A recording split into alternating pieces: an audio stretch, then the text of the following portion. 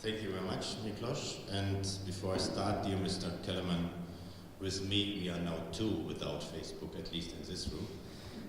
But you should nothing say about that. And the other thing to the panel, even if I do not like Pokemon Go as a tool for animals, I have to admit that in the last 2 weeks there were never so many young people between 15 and 25 in my zoo. It was significantly raised, and they were going really in my zoo with the mobile phones looking for the Pokemons, because it was said that in my zoo there are Pokemon stops and Pokemon arenas, and they were looking for them and they were catching the Pokemon. But you know, they paid entrance fee and they came to my zoo, so why is this not a tool? But whatever. Distinguished guests and dear colleagues and dear Miklos, being a zoo director is or was a profession which kids dream of at a certain age. And before I will be misunderstood in my presentation, I herewith state that I am proud being a zoo director and that I cannot think a better and more satisfying professional life. But there are challenges to zoological gardens in these days which may cause difficulties to zoos, to the personnel, and to the supervising boards of zoological gardens if we are not carefully adapt to the new challenges. To make you familiar with the chosen title of my presentation and to make you hopefully understand my conclusion, I would like to approach my theme using 6 questions to work out some aspects about zoos. What is the current status of zoos and why are the zoos at that point today? What are the strengths and the weaknesses of zoos? What makes zoos unique? What is expected from a zoo and what is a successful zoo? What is our overall realistic goal and how can we reach this goal? And who is paying our bills? To these questions, we will try to give you an answer. Zoos are the most successful leisure destinations everywhere they are established. In Germany, the member zoos of the German Zoo Association, the so-called VDZ, have an annual attendance which is, since long years, 3 times larger than the attendance of the first German football league, the so-called Bundesliga. Besides that, zoos are the most successful cultural institution in most European urban societies since decades. The zoos are visited by all levels of society, like people from all social levels, all religious backgrounds, all nationalities, all education levels, and all age classes, and all levels of financial income. Zoos have a huge potential to assimilate all these social groups, and they have the means in hand to initiate a change of mind in our visitors to appreciate nature and biodiversity. And why do they have this potential? Because all these visitors want to see animals.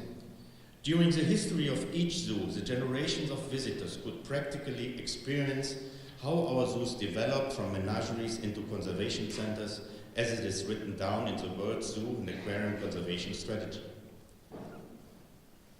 What are the strengths and the weaknesses of our zoos? The overall professional strength of our zoos is the practical ability to work with animals and save small populations of animal species which are on the brink to extinction.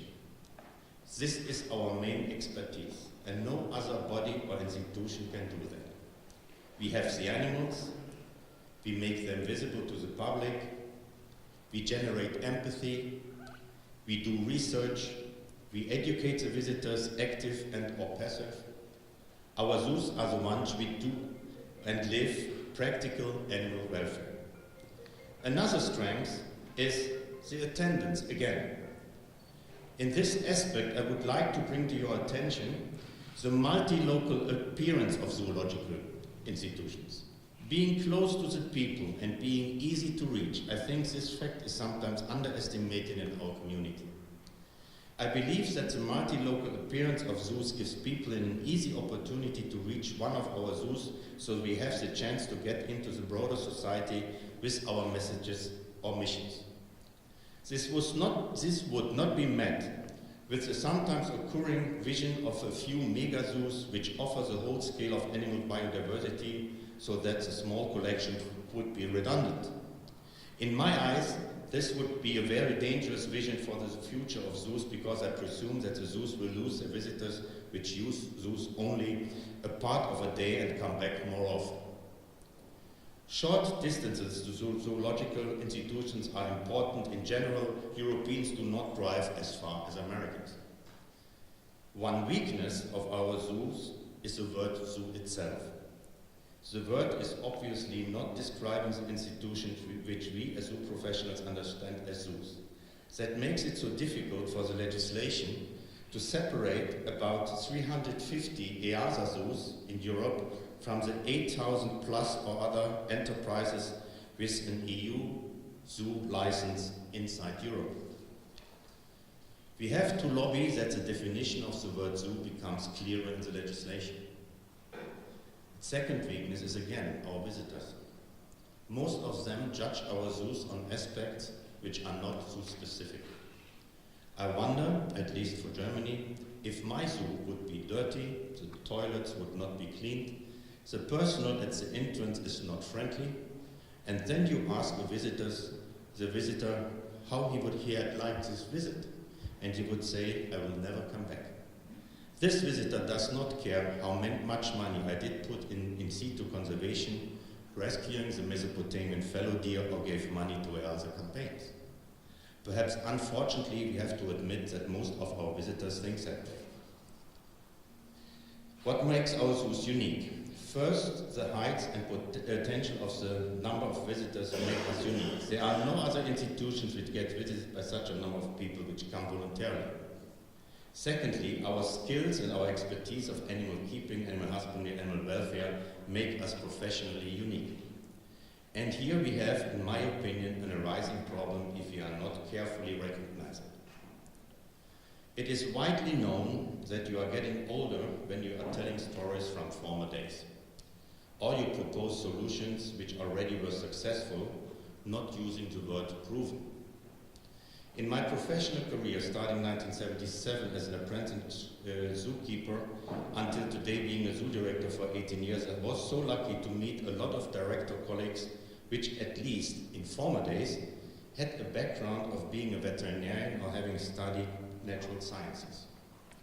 Very often they made a living out of their long-time hobby and curiosity for animals, and they understood their profession as service to animals and as a long life learning about the animals.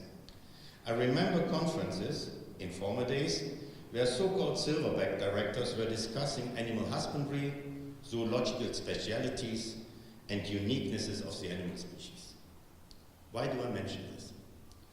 In my 3-year term as president of the German Zoo Association, I was responsible for the program at the sessions of the conferences. It was my ambition to have at least one session on animal matters, like breeding, husbandry, but also mistakes in exhibiting animals. But it became more and more difficult to fill these sessions with animal-related presentations because the colleagues did not put in for these sessions. I do not know if you have the same experiences in your association, but a statement of one of my colleagues made me think. The time of counting eggs is over. This statement implies the basis of animal work of the zoos is questioned. Is it that really? And what became different in our profession? Does not this statement stand for the real task of zoological institutions and which are expected and adduced from us? Does not this statement describe the actual basis of our zoological work and of the self-image of our zoological gardens? Are the main tasks of zoo directors today really event management, building maintenance, energy efficiency, toilet and parking lot use? Became it the task of a modern zoo director to stand above the animal issues of his zoological institution and considering the animals just as an inevitable decoration of a media-friendly appearance of his zoological garden? We are right now just over the middle of the UN Decade of Biodiversity, and we are proudly put in front that we as zoos are preserving biodiversity. On the other hand, a lot of us are reducing animal species, and statements of local politicians, as it happened in Germany, who needs 3 species of zebras, are not contradicted. If this thinking would be a consensus in the society, that if you saw one, you saw them all, I do not invite all other cultural institutions, let's say a painting gallery. Today, zoological gardens have employees who coordinate breeding programs, calculate best possible pairings of animals, but if you look in our international breeding programs, they are more and more restricted, and zoos are asked to interrupt breeding or taking animals out of the program because they are overrepresented. Although on this issue we as zoo directors should feel guilty, because who of us is congratulating his colleague for a rare breeding, queuing up for the offspring of a rare animal species, and stomp out of the ground new enclosures only to show new animal species to the public? In 2013, Tierpark Berlin could show the first Garrinooks after more than 30 years in a European zoo again. The last died 1979 in Frankfurt. A Hawthorne statement was, this species is not recommended in the regional collection plan. In my opinion, what a pity. And even worse, I have the impression that we will be soon having zoo directors around who have to look into Wikipedia to see what a Garrinook is. This has to be avoided.